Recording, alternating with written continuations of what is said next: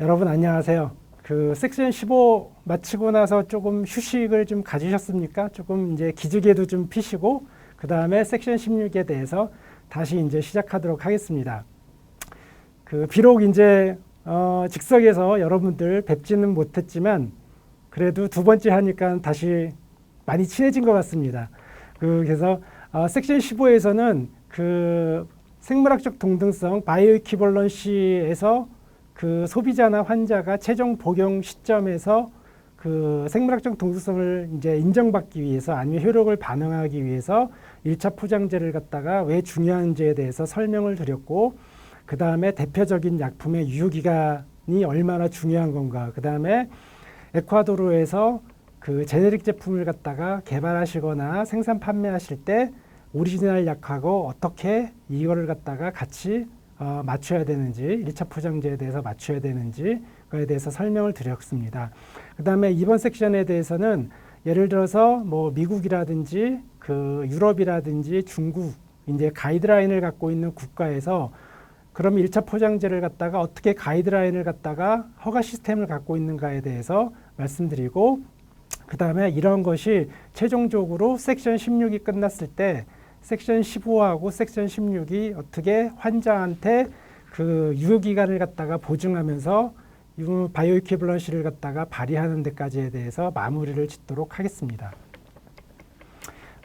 자, 섹션 16에 대해서 진행할 사항입니다. 그래서 보시면은 미국 FDA 가이드라인, 그 다음에 유럽 가이드라인, 그 다음에 3번은 이제 차이나 FDA 중국 가이드라인이고요. 그 다음에 4번 같은 경우에는 전 세계적으로 기후존이 다 다르게 나타나고 있습니다. 이 기후존에 대한 설명을 좀 드리겠고요. 그 다음에 1차 포장재를 갖다 하기 위한 테스트 아이템, 그 다음에 6번, 그 다음에 허가 서류, 이제 도시어라고 얘기하는 CTD에 대해서 말씀드리고, 7번 같은 경우에는 그러면 바이오 이퀴벌런시를 하기 위해서 어떠한 이제 테스트를 갖다가 진행을 해야 되는가에 대해서 말씀드리고요. 그 다음에 각각의 이제 1차 포장재의 종류, 그 다음에 유효기간에 대해서 다시 말씀드리도록 하겠습니다. 자, US 가이드라인입니다. 이거는 미국의 식약처죠. US 푸드 앤 드럭 어드미니스트레이션에서 요구하는 머스트한 사항입니다. 그래서 이 머스트한 사항이라고 하는 것은 뭐냐면은 어떤 가이드라인을 갖다가 제시를 했는데 제약회사나 약을 개발하는 단체에서 아래의 사항을 갖다가 준수하지 않으면은 허가를 안 내준다는 개념입니다. 그래서 반드시 어떤 걸 갖다가 해야 된다는 항목에 대해서 기술을 한 거에 대해서는 반드시 그 항목을 갖다가 지키고 그 다음에 거기에 해당하는 증빙에 대한 다큐멘트를 갖다가 제출을 해야 된다는 겁니다. 근데 이게 에콰도르에서 상황이 미국에서 상황과 굳이 왜 이걸 갖다가 참조를 해야 되는지에 대해서 좀 몇몇 분들은 의아해 하실 수가 있으세요. 근데 이거는 왜 그러냐면은 음식하고 푸드하고 약 같은 경우에는 규정이 점차적으로 까다로워질수록 소비자나 환자한테는 더 건강에 좋아집니다.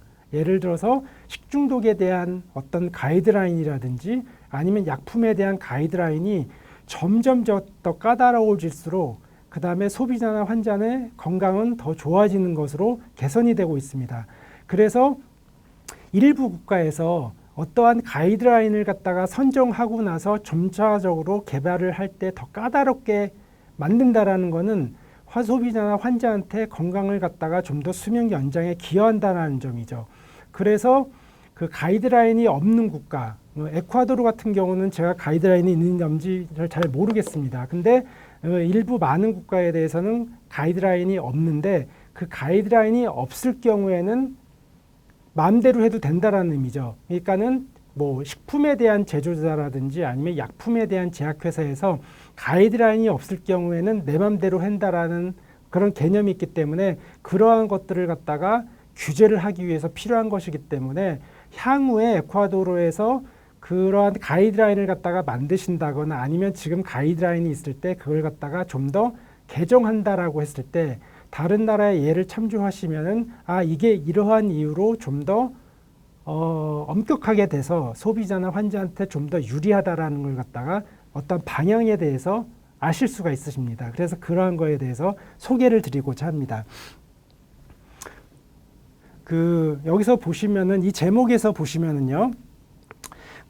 미국 같은 식약처에 대해서 예를 들었는데 식약처에다가 어떤 약에 대한 허가를 갖다가 신청할 때는 보시면은 애니드럭 프로덕트라고 되어 있습니다. 애니드럭 프로덕트라는 것은 뭐냐면은 약의 종류에는 크게 세 가지가 있을 수가 있죠. 그러니까 새로 개발한 신약이라든지 완전히 기존에 없던 약을 갖다가 새로 개발한 신약. 그 다음에 그 전에 예를 들어서 이제 아스피린이라는 약은 완전한 신약이었습니다. 아스피린이 이제 개발되기 이전에. 근데 아스피린이 개발되고 나서 아스피린 위에다가 어떠한 성분을 갖다가 더 첨가해가지고 아스피린을 갖다가 뭐 좀 더 효능을 높였다. 그런 걸 갖다가 이제 계량신약이라고 하고 아스피린하고 동일한 약을 갖다가 개발했는데 바이엘이 아닌 다른 제품에서 만들었다. 그걸 갖다가 이제 제네릭이라고 만들어서 그 다음에 바이오이퀴벌스를 동일하게 해야 되는데 그런 세 가지 종류의 약입니다. 신약, 그 다음에 계량신약, 그 다음에 제네릭 같은 세 가지의 신약에 대해서 어떠한 약의 종류에 상관없이 이 아래에 해당하는 것에 대해서 모두 다 규명을 하라는 가이드라인입니다. 그래서 이러한 것들이 1차 포장재에 해당하는 것들을 갖다가 한다고 다시 제가 이제 말씀드리면은요. 아까 말씀드렸듯이 신약이라든지 뉴드럭이라든지 아니면 마디파이드 아니면은 제네릭 세 가지 종류에 대해서 아래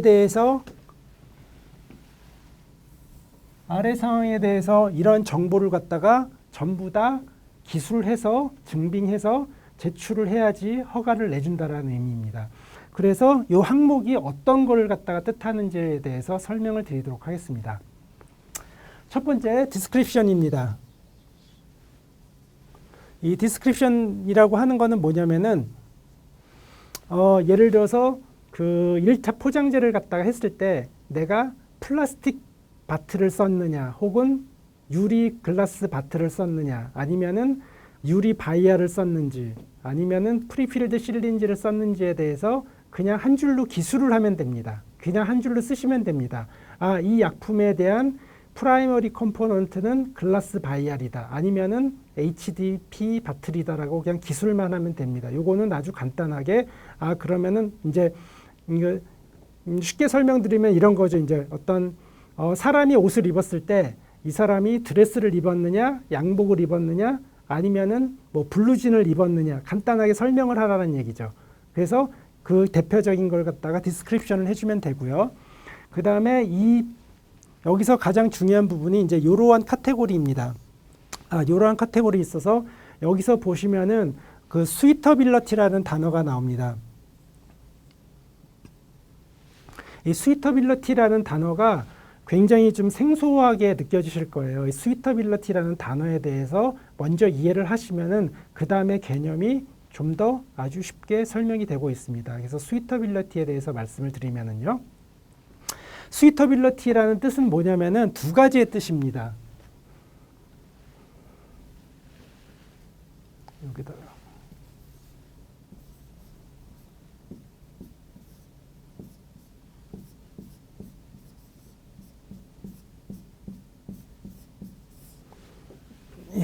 이렇게 잘 보이시죠? 슈트업인데 스위터빌러티라는 말은 슈트에다가 어빌리티를 갖다가 합한 용어라고 보시면 됩니다. 그래서 슈트는 뭐냐면은 이거죠, 이거. 이게 만약에 저한테 꼭 맞는 옷입니다. 슈트. 저한테 꼭 맞는 옷입니다. 저한테 꼭 맞는 옷을 입어야지 저한테 맞는 거고 만약에 다른 사람의 옷을 갖다가 제가 입으면 잘 안 맞겠죠. 그래서 슈트라는 말은 딱 맞는다라는 의미입니다. 그 다음에 어빌리티라는 말은 다 아시다시피 딱 맞출 수 있는 능력.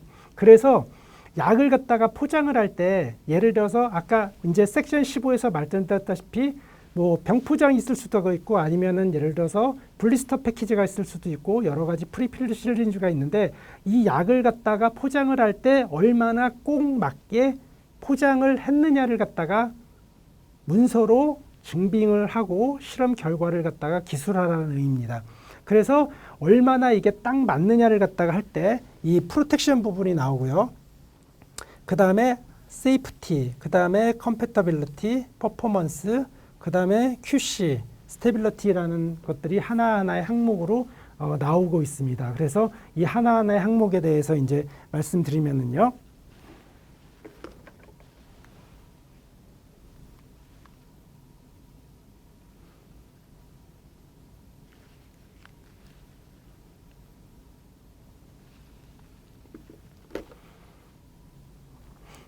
예, 프로텍션의 부분에 대해서 이제 말씀드리고 컴패터빌리티, 세이프티, 퍼포먼스, 드럭 딜리버리에 대해서 말씀드리도록 하겠습니다. 자, 그러면은 예를 들어서 이 프로텍션 부분은 말 그대로 보호인데 이거는 갖다가 크게 나누면 물리적인 보호, 그 다음에 화학적인 보호로 나눌 수가 있습니다. 그래서 보호라는 개념은 굉장히 범위가 넓습니다. 그래서 범위가 예를 들어서 그 어디서부터 어디까지를 갖다가 보호를 해야 된다는 개념이 굉장히 넓습니다. 상당히 넓습니다. 예를 들어서 내가 어린애를 갖다가 보호한다라고 하면은 이 어린애를 갖다가 어디서부터 어디까지 보호를 해줘야 되는지의 개념이 굉장히 불명확하고 굉장히 범위가 넓기 때문에 보호라는 개념에 대해서 다시 5가지의 섭 카테고리로 다시 규정을 갖다가 해주고 있습니다. 그래서 그 바이오 이퀴벌런시를 갖다 증명하기 위해서 1차 포장재를 갖다가 사용해야 했는데 이 1차 포장재가 유효기간이 끝날 때까지 어떻게 얼만큼 어떠한 식으로 보호를 해줬냐를 갖다가 제약회사에서 증명을 하라는 거죠. 그거에 대한 보호가 5가지에 대한 섭 카테고리라고 보시면 됩니다.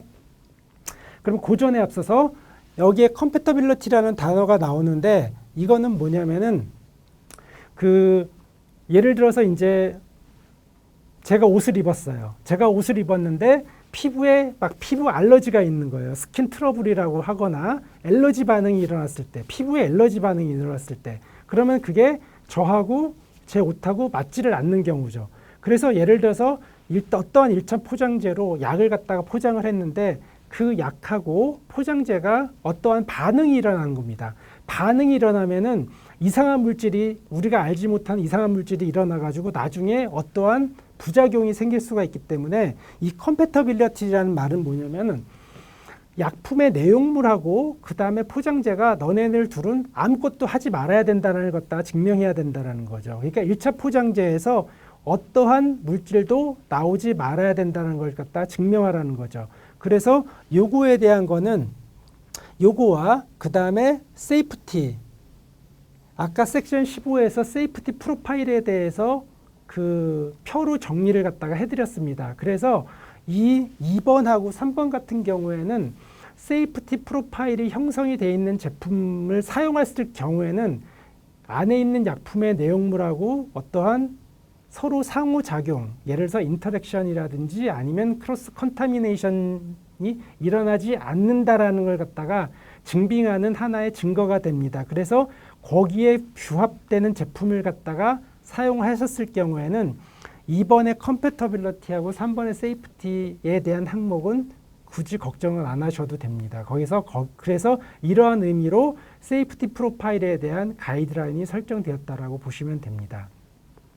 그 다음에 이제 4번의 퍼포먼스하고 드럭 딜리버리에 대해서는 다음에 말씀드리도록 하겠습니다. 그래서 일단은 가장 중요한 프로텍션의 5가지 카테고리에 대해서 이제 말씀을 드리도록 하겠습니다. 자, 첫 번째로는 L이라고 약자 쓴 라이트입니다. 이제 의약품 같은 경우에서는 유효기간 동안 그 빛에 대해서 예민하게 반응하는 약품들이 상당히 많이 있습니다. 예를 들어서 여러분들이 비타민제를 갖다가 그냥 공기 중에 한 2, 3일 정도 놔두면은 비타민C가 약간 누렇게 변합니다. 아이보리 색깔로 변하게 됩니다. 그러한 것들은 빛하고 반응을 해가지고 비타민C의 약효가 상당히 떨어지게 됩니다. 근데 그런 식으로 봐서 이 L이라고 하는 것은 라이트라고 되어 있는데 빛에는 3가지의 종류가 있죠. 울트라바이올렛, 비저블 라이트, 인프라레드 3가지가 있는데 약품의 효과에 영향을 미치는 것은 울트라바이올렛 UV 라이트입니다. 나머지 비저블 라이트하고 인프라레드 같은 경우에는 약품의 안정성에 영향을 안 미치는데 UV 같은 경우에는 약품의 안정성에 영향을 미치기 때문에 이 약이 UV에 안정한지 아니면은 상관없는지를 갖다가 증빙을 하라는 겁니다. 근데 이 라이트에 대한 거는 포토 스테빌리티 시험을 갖다가 실시하기 때문에 여러분께서 금방 실험실적 결과로 아실 수가 있습니다. 두 번째 솔벤트 S인데요. 솔벤트 프리 리퀴즈라는 말이 있는데 요거는 뭐냐면은 그 1차 포장재에서 어떠한 솔벤트적인 물질, 그러니까 휘발성 물질이 유출되면 안 된다라는 거죠. 그래서 그 솔벤트, 유해 솔벤트가 1차 포장재에서 유출이 되고 하면은 그것들이 예를 들어서 내용물하고 반응을 일으키기 때문에 그 반응을 일으킨 물질이 그 체내에 들어가서 주사제로 가거나 아니면 사람이 복용을 했을 경우에 그게 심각한 부작용을 갖다가 하기 때문에 솔벤트가 유출되면 안 된다라는 거죠. 그래서 그 여러분들께서 만약에 그 플라스틱 제품을 갖다가 구입하셨는데 플라스틱 제품의 포장이 이제 비닐로 되어 있었을 때 갑자기 그 비닐을 갖다가 뜯었을 때 그러니까 여러분이 흔히 알 수 있는 어떤 이렇게 플라스틱이라든지 고무 냄새가 난다. 그러한 것들이 다 솔벤트라고 보시면 됩니다. 그래서 그 1차 포장재에 대해서는 솔벤트가 전혀 생성되면 안 된다는 걸 갖다가 말씀드리고 있고요. 3번의 M이라고 하는 것은 마이크로바이알의 약자입니다. 그래서 그 아까 말씀드렸다시피 클래스 100에 해당하는 의약품 같은 경우는 클래스 100에 해당하는 제품을 사용해야 되고 클래스 10만에 해당하는 의약품 같은 경우는 클래스 10만에 해당하는 포장재를 써야지 문제가 없다는 걸 나타냅니다. 그래서 이 클래스가 달라지면은 스테라일 프로덕트가 되지 않기 때문에 클래스가 반드시 같아야 된다는 것 다 증명해야 되고요. 그 다음에 4번 같은 경우는 W라고 해서 워터의 약자입니다. 그래서 이 내용물이 약에 있는 내용물이 약에 포장되어 있는 내용물이 외부로부터 수분이 침투돼 있어 가지고 외부 수분하고 반응을 일으켜 가지고 약의 효과가 떨어진다거나 아니면 약의 색상이 변한다든가 아니면 약의 그 단단함이 무너져서 쉽게 부스러진다든가 이렇게 됐을 때 약이 부작용으로 발생을 하고 있고 그 다음에 아웃 오브 스펙적인 제품이 되고 있기 때문에 이 물에 특히 워터 베이퍼에 대한 그거에 대한 실험 결과는 안정성 시험할 때 굉장히 중요하게 작동을 하게 됩니다. 그 다음에 이제 마지막으로 G에 대한 거, 가스에 대한 약자입니다. 그 가스에 대한 걸 갖다 자세히 살펴보라는 얘기인데 그 일부 약 같은 경우에는 그 가스가 발생을 해가지고 그 1차 포장재가 굉장히 부풀어 오르는 경우를 갖다가 보실 수가 있습니다. 예를 들면은 식품회 같은 경우에도 그 부패가 어느 정도 진행이 되면은 포장재가 굉장히 이렇게 부풀어 올라서 굉장히 이렇게 빵빵하게 되는 경우를 보실 수가 있는데 약 가스가 발생해서 1차 포장재가 굉장히 부풀어 오르면 그거는 문제가 있는 약품이기 때문에 절대로 복용을 하거나 그 소비자나 환자한테 판매를 하시면 안 되는 약입니다. 예를 들어서 그 가스에 해당하는 제품을 보시면은 그 오그멘틴이라는 제품이 있습니다. 제 스크립트에도 다 적어놨지만은 오그멘틴이라는 그 유명한 제품이 있습니다. 아마 에콰도르에서도 굉장히 많은 그 제넥 제품이 판매되는 것으로 알고 있습니다. 오그멘틴이라는 제품이 고온 다습한 환경에 놓이면은 굉장히 다량의 가스를 갖다가 발생을 하게 됩니다. 그래서 그 가스에 대해서 분출을 갖다가 막게 하기 위해서 여러 가지 그 1차 포장재로 이 가스를 갖다가 어떻게 포장재를 갖다가 말 것이냐에 대한 기법이 개발이 되고 있고 거기에 대한 예는 그 다음에 말씀드리도록 하겠습니다. 그래서 이 프로텍션 부분을 크게 5가지로 딱 규정을 했습니다. 그래서 쉽게 설명드리면은 뭐 액상에 대한 주사제라든지 아니면은 예를 들어서 뭐 캡슐이라든지 타블렛의 고용제를 갖다가 개발하실 경우에 빛에 대해서 있냐 없냐, 역가가 있냐 없냐, 그 다음에 솔벤트가 유출되느냐, 그 다음에 그 마이크로비알 그런 위생 환경이 되어 있느냐, 아니면 그 다음에 그 외부의 물의 흡수에 대해서 수분의 흡수에 대해서 그 문제가 없다는 건지를 증명하라, 가스가 발생한지를 증명해라. 이런 5가지 카테고리에 대해서 실험을 통해 가지고 다큐멘트로 증빙을 해서 제출하시면 된다는 얘기입니다.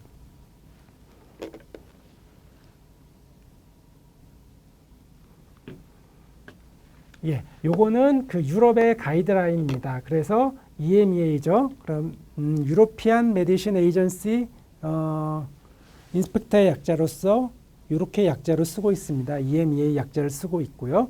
그 다음에 유럽에서는 그 1차 포장재를 갖다가 여기서 보시면은 CTD 모듈 3.2.P.7로 이제 기술을 하고 있고요. 그 다음에 여기에 해당하는 내용들은 아까 FDA에서 요구하는 내용들과 거의 유사하다라고 보시면 됩니다.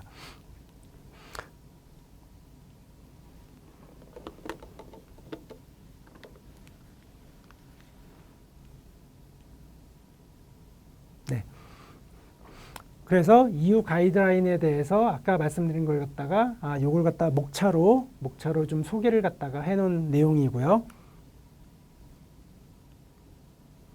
예, 요거는 이제 그 중국의 그 차이나 FDA에 대한 가이드라인입니다. 그래서 중국에 약을 갖다가 생산을 하거나 아니면 중국으로 약을 갖다가 수출할 경우에도 반드시 그 1차 포장재에 대한 허가 시스템으로 완성돼야지 그 다음에 이제 허가가 가능하다는 얘기고, 여기에 대한 그 글자는 그 아마 중국어로 돼 있어가지고 굉장히 생소하실 겁니다. 그래서 그 다음 페이지에 그 앞에 내용 정을 갖다가 그 영어로 지금 번역을 해놓은 상황입니다.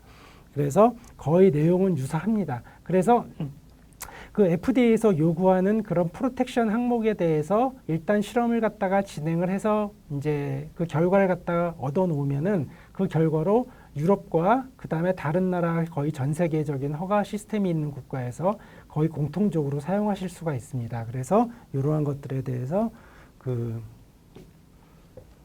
규정을 하시면 되시고요.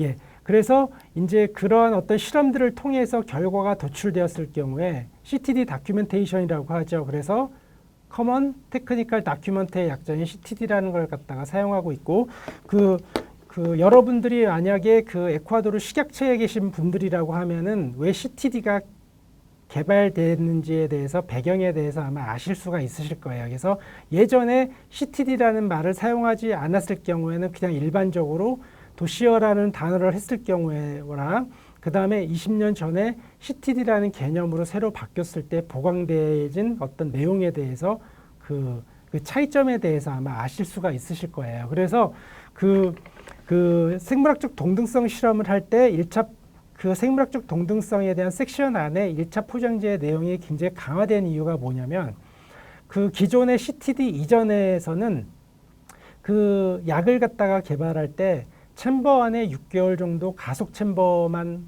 활용을 하게 돼서 패스가 되면은 약을 갖다가 허가를 할 때 문제가 없었습니다. 그랬는데 그러한 제품들이 나중에 시장에 나가거나 유효기간이 2년, 3년일 경우에 시중에 나가서 예상하지 못한 그런 소비자 컴플레인트가 발생을 하였습니다. 그래서 소비자 컴플레인트를 발생했을 경우에 원인에 대한 규명이 굉장히 어려웠어요. 그래가지고 단순히 6개월 정도 안정성 시험을 해가지고 패스한 제품에 대해서 예상치 못한 부작용이 나왔을 때 이 부작용의 원인 파악을 갖다가 어떻게 해야 되는지에 대한 원인 찾기가 굉장히 어려웠습니다. 그래서 거기에 대해서 원인을 갖다가 좀 더 쉽게 차지하고 그 다음에 루트 코즈 어널리시스라고 해가지고 이 원인이 어디서부터 원인이 규명이 돼야 되는을 갖다가 증명하기 위해서 발전된 게 CTD 다큐멘트 시스템이라고 보시면 됩니다. 그 안에 바이오 이퀴벌런스 테스트가 강화가 되었고 그 안에 또 1차 포장재에 대한 내용이 강화가 되었습니다. 그래서 아까 말씀드렸다시피 프로텍션에 대한 5가지 부분에 대해 강화가 됐고요. 계속 거기에 대해서 다큐멘테이션에 대해서 이제 자세하게 말씀을 드리도록 하겠습니다. 요거는 이제 그 전 세계를 갖다가 기후존을 갖다가 나눈 상황입니다. 그래서 전 세계를 갖다가 기후존을 갖다가 크게 4가지 기후존으로 1, 2, 3, 4로 나누고 있고요. 그 다음에 에콰도르 같은 경우에는 이제 중남미 환경이기 때문에 보통 존포 B라고 얘기를 합니다. 이거는 다 알고 계시는 기후존이시고요. 그래서 라틴 아메리카의 상당수의 국가들이 존포 B에 해당이 되고요. 한국 같은 경우에는 존 1하고 존 2가 걸쳐져 있는 기후 지역대입니다. 저는 이제 한국에 있기 때문에 한국의 기후 지역에서 보면은 보통 대변적으로 한겨울 같은 윈터 시즌에는 굉장히 콜드 앤 드라이로 갔다가 그 다음에 여름 시즌 썸머 시즌에는 그 굉장히 휴미드한 상태로 진행이 되고 있습니다. 그래서 한국 같은 경우에는 존 1하고 존 2가 걸쳐져 있고요. 그 다음에 이제 그 일본 같은 경우에는 존 1에서 존 3까지 걸쳐져 있고요. 그 다음에 이제 미국 같은 경우 한번 예를 들어보면은 존 1에서 존 4까지가 전부 다 걸쳐져 있습니다. 그래서 미국 같은 경우에는 이 지역이 넓기 때문에 하와이에서부터 알래스카 혹은 플로리다까지 굉장히 위아래 이 위도 경도가 굉장히 넓게 차지하고 있기 때문에 모든 기후 지역이 다 나타나고 있습니다. 제가 중남미를 갔다가 출장을 간 게 출장을 간 지역이 멕시코, 에콰도르, 그 다음에 콜롬비아, 칠레, 아르헨티나, 한 6개, 5개국에 대해서 제가 출장을 갔다가 한 5, 6년 정도 이제 그 출장을 다닌 적이 있는데 그 칠레나 아르헨티나의 제일 하단 부위를 가게 되면은 굉장히 극한 지역의 기후가 나타나고 있고 그 다음에 예를 들어서 이제 가운데 그 중남미 기후 지역, 중남미 대륙의 가운데 부분에 있는 예를 들어서 그런 나라들 같은 경우는 오히려 열대 기후 지역을 갖다가 나타내고 있습니다. 그래서 이 기후존에 대해서 먼저 이해를 갖다가 하시게 되면은 아까 섹션 15에서 말씀드렸신 그 같은 약품인데 왜 기후 지역별로 다른 약의 포장이 되어야 하는 이유에 대해서 이제 그 설명이 되고 있습니다.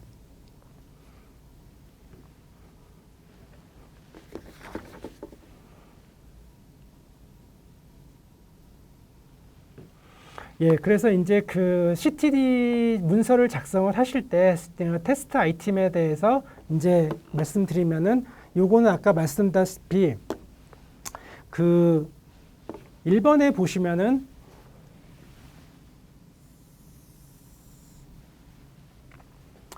그 요거 NDA라고 되어 있습니다. NDA 같은 경우에는 그 신약입니다.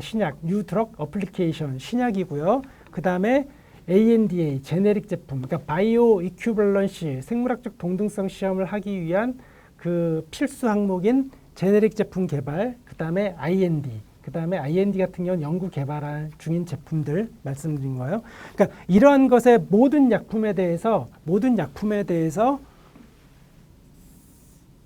안정성, 퓨리티, 그 다음에 에피커시에 대해서 그 기증을 해야 되고요. 기술을 갖다가 해야 되고요. 말씀드렸다시피 앞에서 말씀드린 5가지 항목에 대해서 기술을 해야 되고 말씀드린 컴패터빌리티, 세이프티, 드럭 딜리버리에 대해서 기술을 갖다가 해야 된다는 걸 갖다가 얘기하고 있습니다.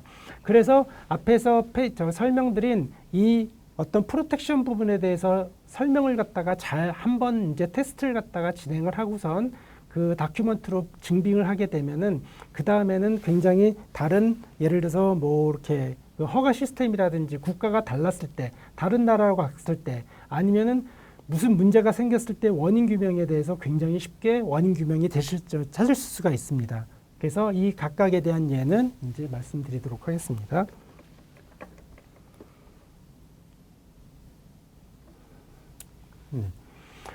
이게 아마 여러분 교재에서 보시면은 그게 이제 글자가 작아가지고 잘 안 보이실 수가 있는데요. 이 페이지에 대한 이 테스트 아이템에 대해서는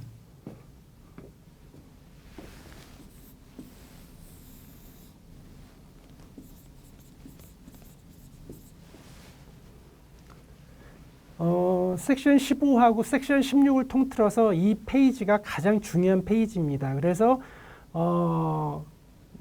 쿼드로 만약에 식약처에 계신 분들이나 제약회사에서 제품을 개발하시는 분들은 이 표를 갖다가 말씀드리기 위해서 섹션 15하고 섹션 16을 갖다가 진행하고 있다라고 보시면 됩니다. 그래서 다른 부분에 대해서는 그냥 이제 참조 삼아 하시면 되지만 이 페이지는 굉장히 중요한 페이지이기 때문에 여러분들이 허가를 담당하시는 분이시거나 아니면은 제약을 갖다가 개발하시는 분이실 때 반드시 참조해야 될 가장 중요한 이제 페이지라고 보시면 되시고요. 이쪽 부분에 보시면은요. 예, 제 팔만 보이시죠? 이쪽 부분에 보이시면은 이 카테고리별로 모든 종류의 약이 다 기술되어 있습니다. 그래서 예를 들면은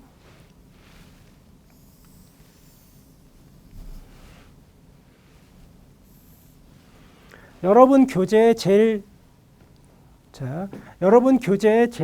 이쪽 제일 상단에 펴의 상단에 왼쪽에 보시면은 거기서부터 밑으로 해가지고 그 나올 수 있는 약의 종류에 대해서 전부 다 기술되어 있습니다. 예를 들어서 이 빨간 표시가 되어 있는 부분을 보시면은 이놀레이션이라고 돼 있어가지고 그 다음에 이제 코로 흡입을 한다라든가, 그러니까 액상 기체로 돼가지고 이제 흡입을 해가지고 치료하는 약들, 아니면은 예를 들어서 네이절 스프레이라고 해가지고 이제 감기가 들렸을 때 코에다가 이제 비강을 스프레이로 하는 제품들, 이런 제품들이고요. 제일 마지막에 보시면은 그 입으로 해서 먹는 약들, 그러니까 캡슐이라든지 타블렛에 대해서 나와 있고요. 그 다음에 이 카테고리 안에서 나올 수 있는 모든 약들은 다 나와 있습니다. 그래서 보시면은 예를 들어서 이제 뭐 이놀레이션 에어로졸 같은 제품의 같은 경우에는 이 안정성에 대해서 여기서 이제 기술이 돼 있죠. LSMWG에 대해서 이 5가지 항목에 대해서 전부 다 실험을 갖다가 해야 된다는 얘기입니다. 그래서 예를 들어서 만약에 흡입을 하는 이놀레이션 에어로졸이라든지 코에 직접 분무하는 네이저 스프레이 같은 경우에는 이 5가지 중에 하나라도 빠지게 됐으면은 심각한 부작용을 일으킬 수 있다는 제품입니다. 그래서 이거에 대해서 만약에 제네릭을 갖다가 개발하실 경우나 아니면은 그 신약을 갖다가 개발하셔가지고 에콰도르 식약처에서 허가를 하실 경우에는 이 5가지 항목에 대한 실험이 다 돼 있는지를 갖다가 체크를 해보시면 된다는 얘기입니다. 마지막으로 고형제, 예를 들어서 오랄도 여기 돼 있는데요. 오랄 타블렛, 하드 앤 소프트 캡슐 같은 경우 LW만 돼 있습니다. 그래서 LW는 여기서 보시다시피 라이트하고 그 다음에 워터에 대한 내용이죠. 그래서 어떤 제품 같은 경우에는 빛을 갖다가 그러니까 빛이 들어오지 못하게 그 불투명 재질로 포장한 경우가 있고요. 그런 경우에는 이제 빛에 약하다라는 얘기죠. 그래서 투명한 재질로 포장이 돼 있으면은 빛이 들어와서 이제 빛이 여기에서 얘기하는 거는 울트라바이올렛이죠. UV에 안정한 약 같은 경우는 투명한 재질로 뭐 이제 그 예를 들어서 뭐 유리병 같은 경우에도 투명한 유리병이 있고, 그다음에 어떤 약은 그 갈색약 브라운 글라스 바틀에 있는 경우가, 브라운 글라스 바틀 같은 경우는 이제 빛에 약하다라는 경우죠. 그래서 이제 그러한 경우에 대해서 빛에 안정한지 안악한지를 갖다가 그 증명하라는 얘기고요. 그 다음에 그 캡슐이라든지 타블렛 같은 경우가 외부에서 수분이 들어와서 어떠한 문제를 갖다가 일으키지 않나를 갖다가 증빙하기 위해서 요 2가지 항목에 대해서는 실험을 갖다가 해야 된다는 얘기죠. 그래서 다른 것들은 실험이 한두 개 생략이 되어도 상관이 없는데 이 2개에 대해서는 꼭 해야 된다는 얘기고, 제일 첫 번째 있는 이놀레이션 에어로졸이나 아니면은 네이저 스프레이 같은 경우는 이 5가지가 전부 다 빠짐없이 있어야 된다는 얘기입니다. 그 중간에 보시면은요, 제 손이 보이시죠? 여기 토피칼, 자, 빨간 박스로 표시되어 있는 부분은 이제 그 토피칼 딜리버리 시스템이라고 되어 있습니다. 이거는 흔히 말하는 피부에 바르는 연고제라고 보시면 됩니다. 오인트먼트. 그 피부에 바르는 연고제 같은 경우는 빛하고 솔벤트에 대해서만 증빙을 갖다가 하면 된다라는 얘기죠. 그래가지고 그 연고제 아니면 로션제, 이러한 것들이 예를 들어서 빛에 민감한지, 아니면은 이 플라스틱 용기, 연고제 튜브라든지 아니면은 로션에 그러한 어떤 용기들에서 솔벤트가 유출되는지를 갖다가 검증하라는 거죠. 그래서 여기에 나와 있는 어떤 각각의 약에 대해서 그 바이오 이퀴벌런시를 갖다 증빙하기 위해서 어떤 패키지로 반드시 해야 되는 실험에 대한 것만 그 규정을 반드시 엄격하게 하고 있습니다. 그래서 여기에 나와 있는 그런 항목에 대해서는 그 약의 종류별로 반드시 실험을 하셔서 그 제출을 하거나 아니면은 그 거기에 맞는 허가 시스템을 갖다 구현하는 게 중요하다는 거죠.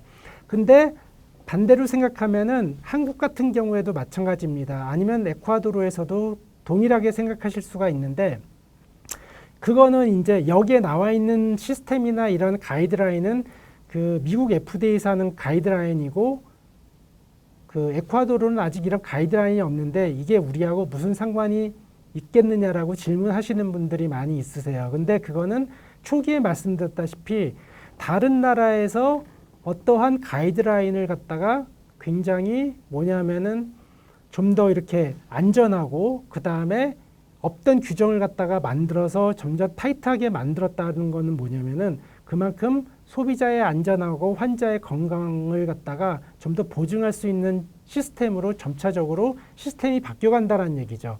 그래서 언젠가는 현재 가이드라인이 없는 국가도 언젠가는 이 가이드라인을 갖다가 따르게 될 수밖에 없는 상황입니다. 그래서 그게 국제적인 글로벌 스탠다드화가 되는 거죠. 그래서 여기에 대해서 실험을 갖다가 설령 지금 가이드라인이 없다라고 치더라도 점차 준비를 해 나가고 있으면은 그만큼 내가 어떤 문제가 발생했을 때나 아니면은 문제가 발생할 수도 있는 어떤 가능성에 대해서 미리 예방을 하고 그 다음에 문제가 발생했다라고 하면은 거기에 대한 원인 규명을 굉장히 신속하게 할 수가 있다라는 점이죠. 그래서 이 표에 대한 거는 굉장히 중요하게 여러분들이 갖고 계셨다가 그 정책을 갖다가 결정하시거나 실험을 하실 때 그 꼭 좀 활용해 주셨으면 하는 생각입니다.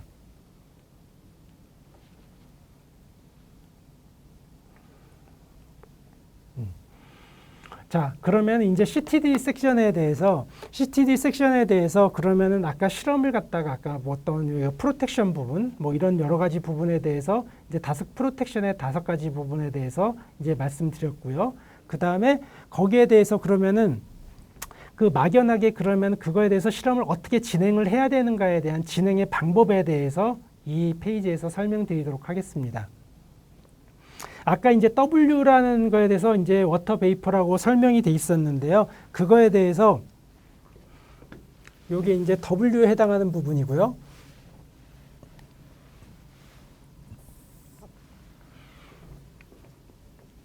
그 수분, 외부 수분에 대한 민감도, 그러니까 예를 들어서 밖에 수분이 포장재 안으로 들어왔을 때 그 수분하고 약이 어떻게 반응하는지를 갖다가 나타내서 이 약이 어떤 영향을 미치는지, 예를 들어서 뭐 API의 SA가 그대로 유지되는지 아니면 임퓨리티가 새로 생긴다든지 이거에 대해서 이제 규명을 하라는 거고요. 그래서 한마디로 수분이 얼만큼 들어와도 문제가 없는지 아니면은 예를 들어서 수분이 아무리 많이 들어와도 이 약은 상관이 없는지를 갖다가 규명하는 게 하이그로스코피서티에 대한 실험이고요. 그 다음에 요거는 이제 그 하드니스 같은 경우에는 타블렛하고 캡슐에 대한 이제 내용입니다. 그래가지고 처음에 이제 소비자가 저기 병에 들어있거나 아니면은 예를 들어서 블리스터 패키지로 되어 있는 약을 갖다가 개봉할 경우에 약이 이제 뭐 중간에 잘라진다든가 아니면은 예를 들어서 굉장히 색깔이 변해가 있다든가 이랬을 경우에 이 약이 정상적인지 정상적이지 않은지를 갖다가 실험을 하라는 얘기고요. 그 다음에 화학적인 분석, 화학적인 보호죠. 그 다음에 에세이 임퓨리티, 그 다음에 드러그 릴리즈, 그러니까는 약이 원하는 시간 내에 주사제를 했거나 아니면은 약으로 먹었을 경우에 몸에서 얼마나 빨리 분해가 되는가를 갖다가 나타내는 특성이고요. 아까 말씀드린 빛에 대한 거는 UV만 해당이 됩니다. 그 다음에 가스에 대해서 아까 말씀드린 대표적인 가스에 대한 약이 오그멘틴이죠.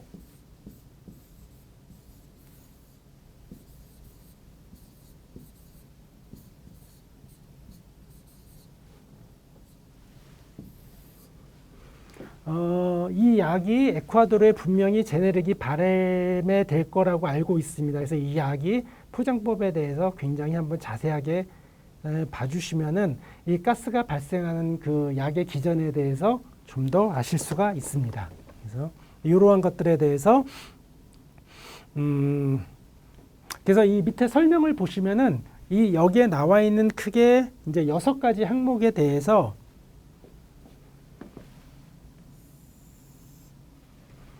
이 스레스홀드 밸류라는 걸 갖다가 이제 너네들이 찾아내서 스레스홀드 밸류가 어떻게 되는지를 갖다가 알고 난 후에 어떻게 보호를 갖다가 해야 되는 걸 갖다가 이제 규명을 하는 게 이 CTD에 대한 실험이라고 보시면 됩니다. 그래서 스레스홀드 밸류라는 거는 쉽게 설명드리면은 온오프의 개념입니다. 온오프. 꺼졌다, 켜졌다.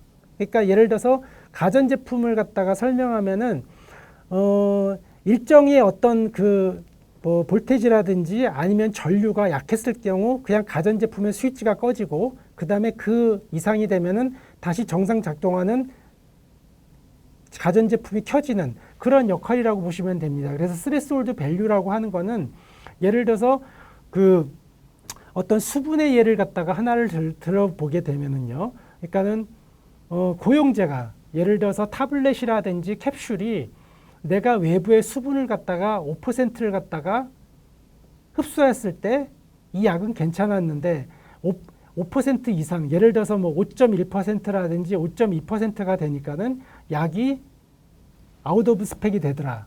그러면은 그 5%를 갖다가 우리가 흔히 얘기하는 스레스홀드 밸류라고 생각하시면 됩니다. 그래서 이 약의 정상품이냐 정상품이 아니냐 언스펙이냐 아웃 오브 스펙을 결정하는 각각의 밸류를 스레스홀드 밸류라고 생각하시면 됩니다. 그래서 그러한 기준점을 갖다가 말씀드린 거고요. 예, 하이그로스코피서티에 대한 이제 실험입니다. 그래서 여기서 보시면은 이제 조건이 나오죠. 예를 들어서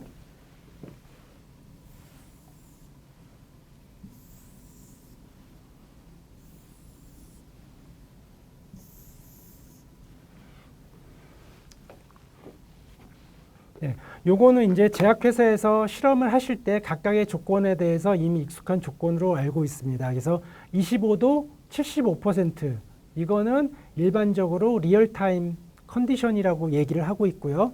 그 다음에 25도 90% 조건, 그 다음에 40도 75% 조건, 40도 90% 조건. 그러면은 이게 예를 들어서 조건이 여기서는 첨보 조건이지만 실질적으로 보면 아까 전 세계 기후를 갖다가 4개의 존으로 말씀드렸다시피 4개의 존을 갖다가 나는 일반적인 기준에 해당하는 조건이라고 보시면 됩니다. 그래서 각각의 기후 조건에 대해서 해당하는 약품이 어떤 식으로 수분에 반응한가를 갖다가 나타내는 그래프입니다. 그래서 이거는 모든 약의 패턴이 약품별로 전부 다 다릅니다. 이거는 하나의 어떤 예를 들어본 거고 그 다음에 각각에 대해서는 실험을 갖다가 하셔야 된다는 거죠.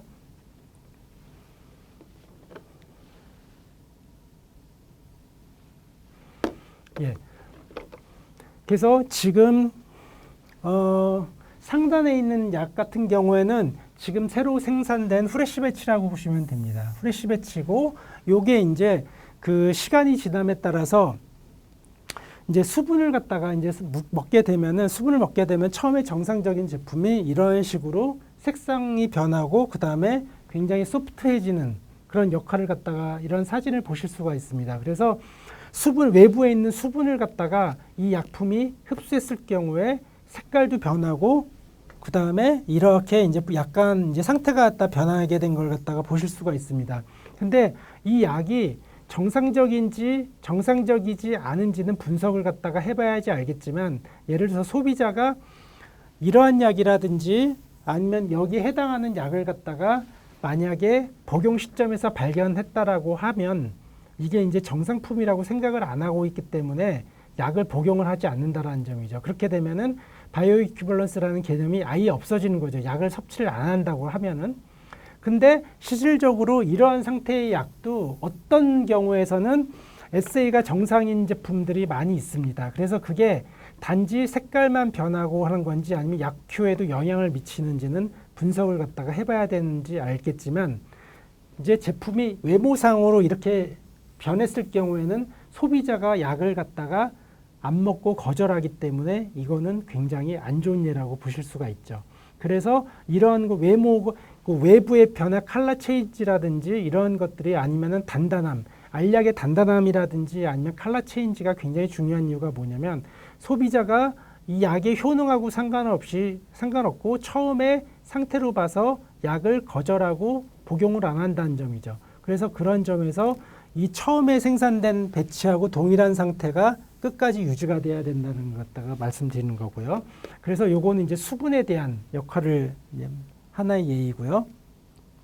아까 말씀드린 그 가스가 발생하는 약들, 만약에 이러한 그 블리스터 포장이 되어 있는데 뒷면이 이렇게 부풀어 올랐다라고 보면 이건 내부에서 이제 가스가 발생한 대표적인 경우라고 보실 수가 있습니다. 그래서 가스가 발생한 대표적인 약이 오그멘틴을 갖다가 만약에 그 굉장히 다습하고 고온 날씨에 노출을 시켜서 한 예를 들어서 한 1개월만 노출을 시키면은 뒷면이 이런 식으로 가스가 발생하게 됩니다. 그래서 그런 것들을 갖다가 방지하기 위해서 어떤 약은 그 냉장 보관을 갖다 추천해 드리고 있고요. 그 다음에 어떤 약 같은 경우에는 포장 방법을 달리하고 있는데 그 만약에 그 아까 예를 들어서 저기 오그멘틴 같은 경우 이외에 다른 약에 상당 많은 약들도 가스가 발생하게 됩니다. 그 약 가스가 발생하는 거에 대해서 그 일단 가스가 발생해서 이러한 제품으로 발생이 되면은 이 약품은 복용해서는 안 됩니다. 그래서 이러한 상태가 발생하기 이전의 약을 갖다가 정상적인 제품이라고 판단을 하게 되면은 그러한 정상적인 제품이 판단하게끔 보존을 갖다가 하는 것이 1차 포장재의 목표라고 보시면 됩니다.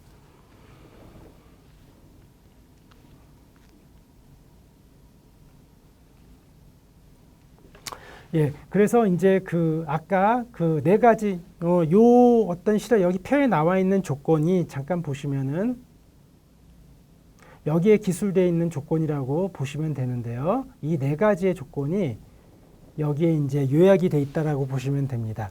그래서 보시면은 ICH 리얼타임, 그래서 ICH 기후 지역이죠. 그러니까는 예를 들어서 존 1에서 존 3까지 리얼타임, 그 다음에 그 트로피칼 리얼타임, 그러니까는 뭐 동남아시아라든지 아니면 그 라틴 아메리카 가운데 부분에 위치되어 있는 나라, 그 다음에 ICH 가속 조건, 그 다음에 트로피칼 가속 조건에서 그 각각의 그 기후 환경에서 실험을 갖다가 한 결과입니다. 그래서 기후 실험에 한 결과를 갖다가 아까 말씀드린 스레스홀드 밸류라는 걸 갖다가 나타낸 표이고요.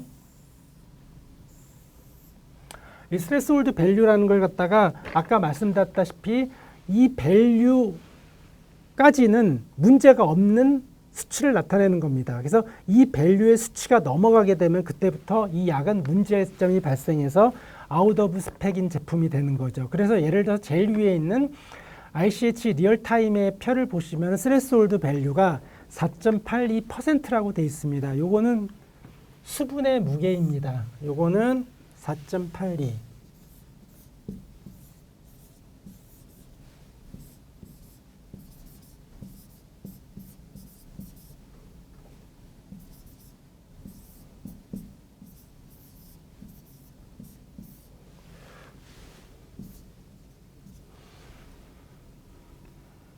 4.82%라고 돼 있는 거는요. 4.82%라고 돼 있는 거는 이거는 수분의 무게라고 보시면 됩니다. 그래서 여기 ICH에서 리얼타임에서 말하는 4.82%까지는 이 알약이 예를 들어서 외부 수분을 갖다가 4.82%의 무게비로 흡수를 한다고 하더라도 이 약에는 문제가 없다라는 걸 뜻하는 겁니다. 근데 만약에 4.82%가 넘어가는 5% 혹은 뭐 4.9% 이렇게 됐을 경우엔 약에 문제가 생겨가지고 그 약은 아웃 오브 스펙에 대한 제품이 되고 복용을 하면 안 된다라는 개념입니다. 그래서 그 약을 갖다가 그 기후 조건에 따라서 같은 약인데 ICH 리얼타임은 4.82%, 그 다음에 열대 지역 리얼타임은 3.25%가 나타나는 거죠. 그 다음에 각각의 조건에 따라서 스레스홀드 밸류가 다르게 나타나기 때문에 다르게 나타나는데 유효기간을 갖다가 전 세계적으로 동일하게 해야 된다. 예를 들어서 아까 섹션 15에서 보시면 노바스크의 예를 들었는데 유효기간을 전 세계적인 유효기간을 동일하게 해야 되는데 국가별로 패키지가 다른 이유는 이러한 기후 환경이 다르기 때문에 각각의 패키지의 재질을 달리 써가지고 전 세계적으로 동일하게 맞춘다는 개념이죠. 예, 그래서 이런 것들은 이제 실험 결과를 통해서 나온 거기 때문에 특별하게 이제 그 어떤 그 개념만 보시면 되시고요.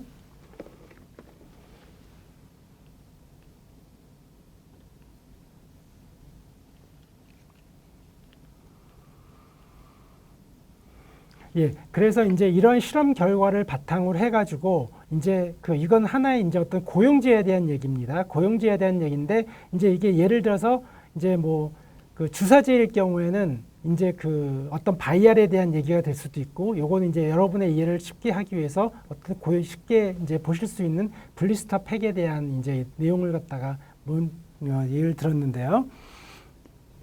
그래서 이제 어떤 약을 갖다 고용제로 개발하실 경우에 뭐 이러한 형태가 되실 수도 있고 이제 이러한 형태로 되실 수가 있는 거죠. 그래서 유효기간을 갖다가 만약에 뭐 3년을 맞춘다, 아니면은 5년을 맞춘다, 아니면 타미플루처럼 뭐 7년이나 10년을 갖다가 유효기간을 갖다가 개발할 경우에 어떠한 포장재로 어떠한 이런 패키지를 갖다가 디자인해줘 가지고 해야지 이게 문제가 없다라는 것 갖다가 실험 결과로 나타낸 예입니다. 그래서 이러한 것들까지도 이제 CTD 사료에 이제 포함이 될 수도 있는 내용입니다.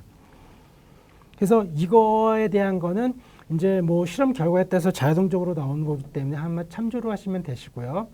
예, 이 표를 갖다가 보시면은 아까 이제 여러분께서 섹션 15에서 제가 이제 말씀드린 것처럼 뭐 PVC로 포장했을 경우에는 1개월 만에 뭐 페일이 나고, 그 다음 거는 뭐 2, 3개월 만에 페일이 나고, 그 다음에 이제 포장재가 달리했을 경우 몇 개월 안에 순차적으로 막 페일이 난다는 걸 갖다가 이제 말씀드렸는데, 이러한 표가 그런 아까 말씀드린 걸 갖다가 이해를 돕기 위한 표라고 보시면 됩니다.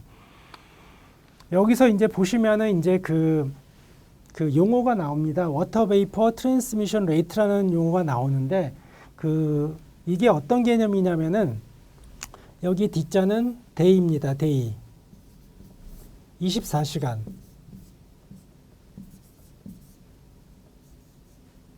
네. 이거에 대한 단위는 그램 퍼 제곱미터, 그램 퍼 스퀘어미터 데이라고 되어 있는데, 하루 동안에 스퀘어미터의 면적으로 물이 얼만큼 통과를 되는지를 갖다가 나타내는 어떤 그런 국제적인 용어입니다. 그래가지고 그램 퍼 스퀘어미터 데이라는 용어를 갖다가 쓰고 있고요. 그 다음에 여기 밑에서 보시면 PVC가 표시되어 있는데요. PVC의 밸류가 3.5로 되어 있습니다. 그래서 이 PVC가 3.5라고 되어 있는 개념은 가로 1m, 세로 1m, 그러니까 1스퀘어미터의 PVC 필름이 하루 동안에 한쪽 면에서 다른 쪽 면으로 수분이 얼만큼 이동하는 걸 갖다 나타내는 그램수라고 보시면 됩니다. 그래서 PVC 같은 경우는 3.5g의 물이 투과가 되고요. 그래서 점차적으로 이 위로 올라갈수록 점차 수분이 차단력이 좋다라는 걸 갖다가 말씀드릴 수가 있습니다. 그래서 만약에 여러분이 알고 계시는 알루알루 필름 같은 경우에서 보시면은 이 밸류가 거의 제로계에 가깝습니다.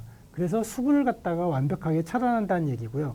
그래서 이렇게 PVC부터 이 필름까지 올라갈수록 수분에 대한 차단은 점차 더 높아진다고 보시면 됩니다. 그래서 같은 약을 갖다가 PVC로 포장할 경우와 점차적으로 이러한 배려가 높은 필름으로 올라갈수록 유효기간이 달라지게 됩니다. 그래서 유효기간을 갖다가 달라질 경우에는 아까 앞전에서 설명드린 것처럼 예를 들면 이제 어떤 기후지역은 요걸로 이 PVC로 포장을 하더라도 유효기간이 2년이 나오는 거고요. 유효기간이 동일하게 나오려고 하는데, 예를 들어서 다른 나라 같은 경우에는 예를 들어서 이런 포장으로 해야지 유효기간 2년이 나오고, 또 어떤 이제 동남아시아 국가 같은 경우는 제일 배려가 높은 필름으로 해야지 나온다라는 걸 갖다가 이제 이러한 실험 결과를 통해서 선택적으로 사용할 수가 있다라는 것이죠.